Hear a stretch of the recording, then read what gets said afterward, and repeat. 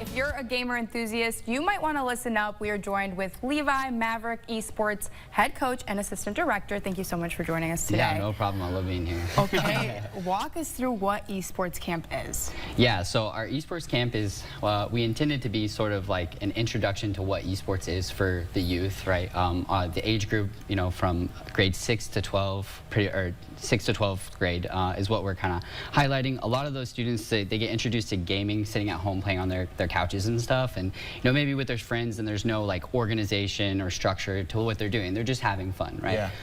Esports is taking that fun and making it more competitive, just as you would in a traditional sports environment, like high school football or track and field, that type of stuff. We have coaches, we have practices, structure and organization, and how we conduct those practices that lead players to get better at the games that they play, and then compete against other, you know, students in high school and now even in collegiate. So super cool. Now, sometimes gaming does get a bad rap with whether it be hostility or verbiage in between players, but there's also a key development phase in communication. Talk about that with esports. Yeah, absolutely. That's actually one of the core fundamentals that I have applied in professional gaming and even down in the lower parts of gaming, because how we communicate to people is really important.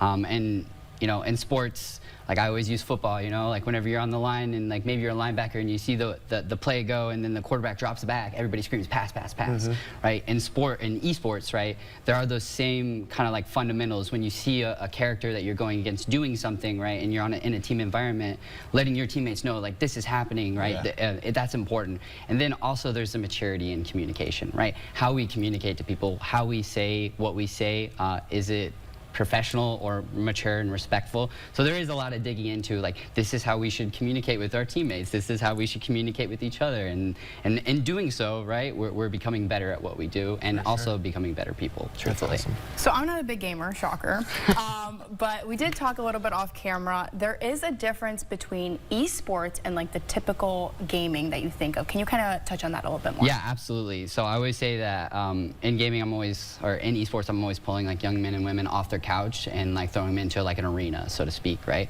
The difference really is like at home you're just playing, right? There may be no objective, no goal, right? Yeah, sure, win, right? Do more damage than the other guy or score more goals, right?